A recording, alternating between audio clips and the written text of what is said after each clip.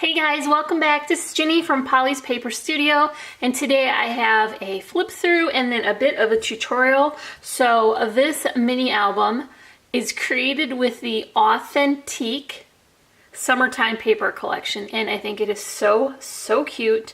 The colors are bright and cheerful, and it reminds me of going to the beach and having like a striped cabana, and it's just really even almost a little bit retro. So I really love it. This is basically the easiest album cover that I've created in a while, and it's really beginner friendly. So anyone can do this as long as you have just a couple of simple tools. So I'm going to flip through the book first, and then we'll get into that tutorial. I did fussy cut some of the images from the journal cards to create my own embellishments, like the little flip-flops and the sunglasses, and then I pop them up on spacers. So there is lots of dimension here, and then I also layered the paper patterns, being aware that I didn't want it to be very busy.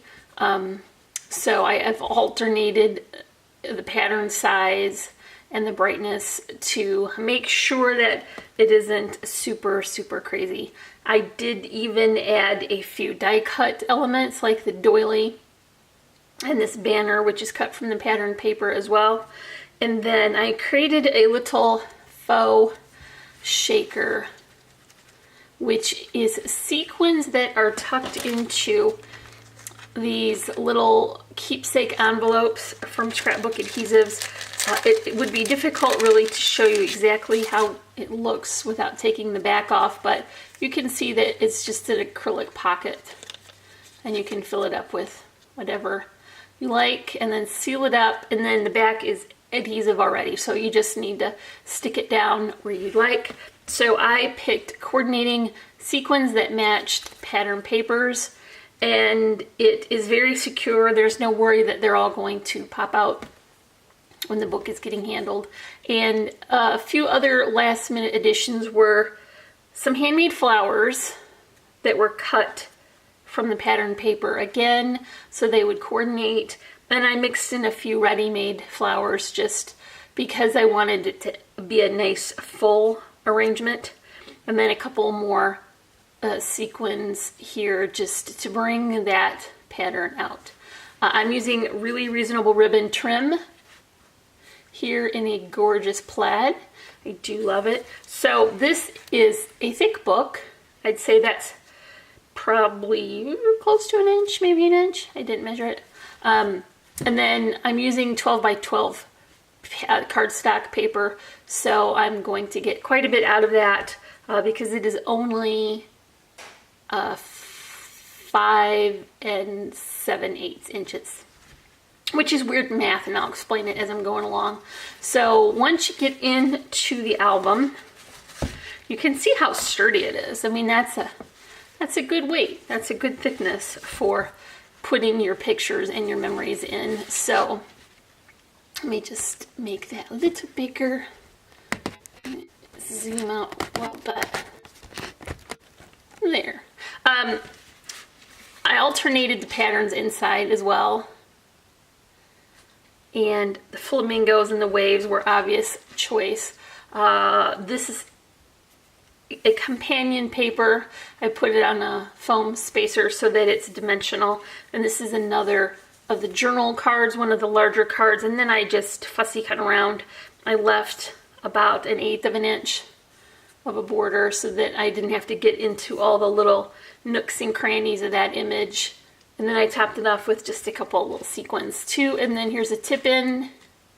And it's such a great way to add extra real estate to your book. So you could put pictures or journaling in here and then fill that up. I used double matting on this particular one because I wanted to pull that green pattern in. So to make sense of that, I did the navy on the outside and then brought the green also.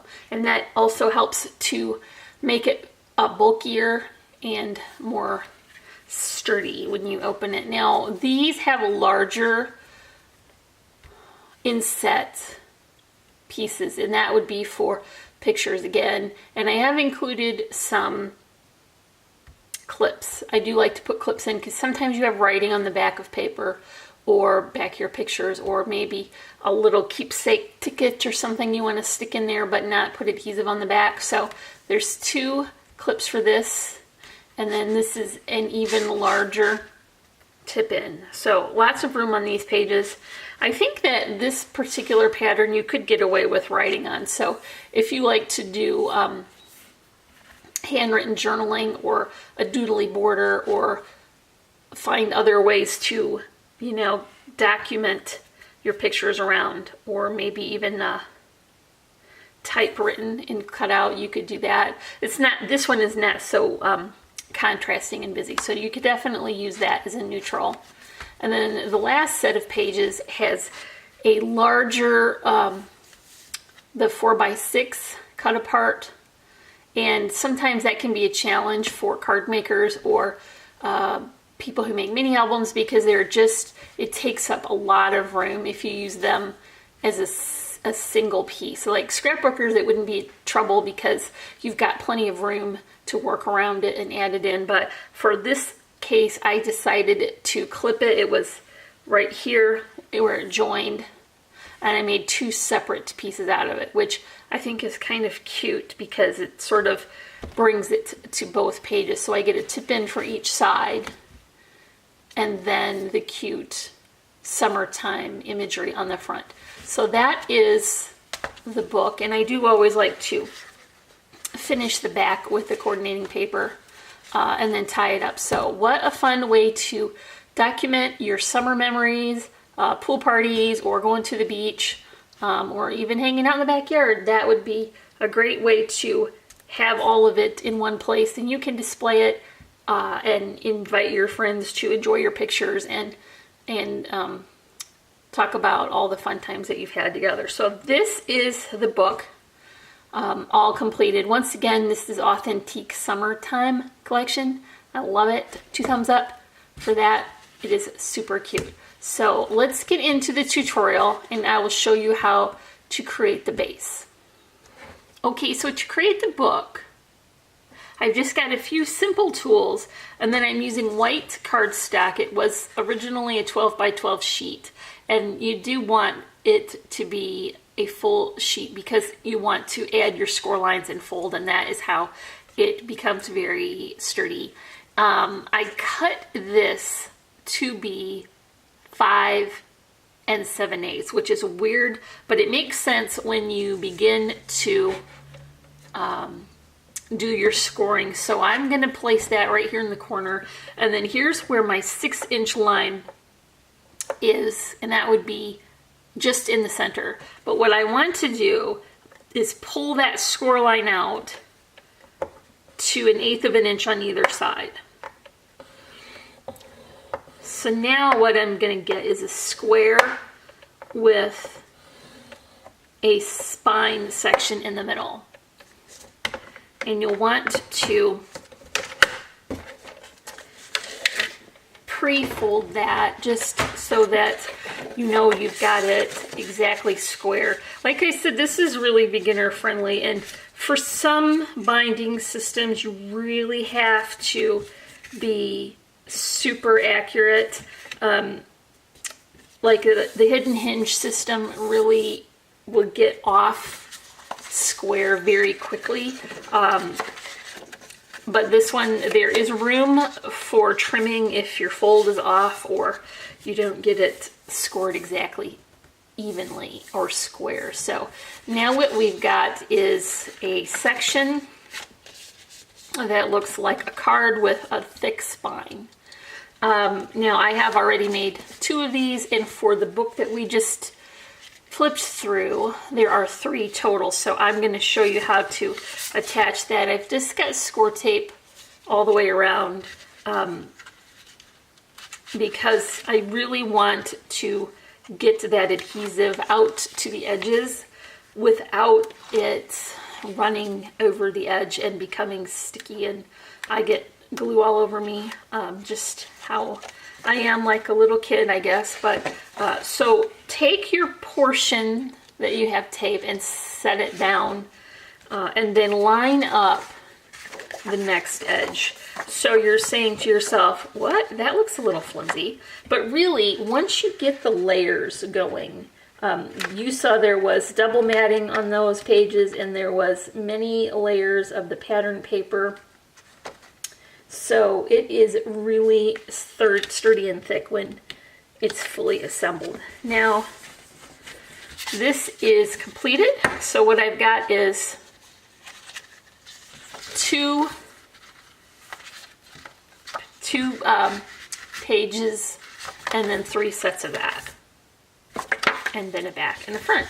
On that cover, you do want to, you see how this is finished, you do want to finish it with some additional cardstock. So I have cut a second piece for this that is the exact height, and then I want to add more of that tape to the edge.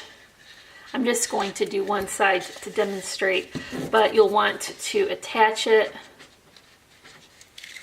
carefully.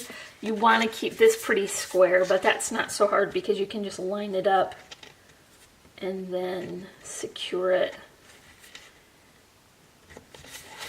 And then what I did was just run my bone folder along that edge to reinforce the crease right here, and then add one more piece of that adhesive. I think it always looks nicer when your book spine has a finished edge.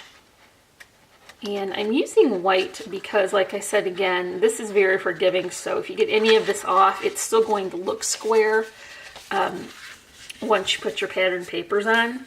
So you can see I have done this quickly and I've not gotten it down perfectly, but that is okay because I can snip that piece off and then everything will be fine. So do that for both sides, and you're going to get a nice finished edge like this. Take your time to do that part accurately. Okay, so that is a quick flip through of my Sunny Days mini album created with the Summertime collection from Authentique. I will leave links in the description below for that collection as well as the ribbon if you want to check out those products. If you enjoyed this video, give me a like, leave me a comment, and if you're not already, I would love for you to subscribe. As always, I am wishing you a happy and productive day, and I thank you so much for watching. Bye.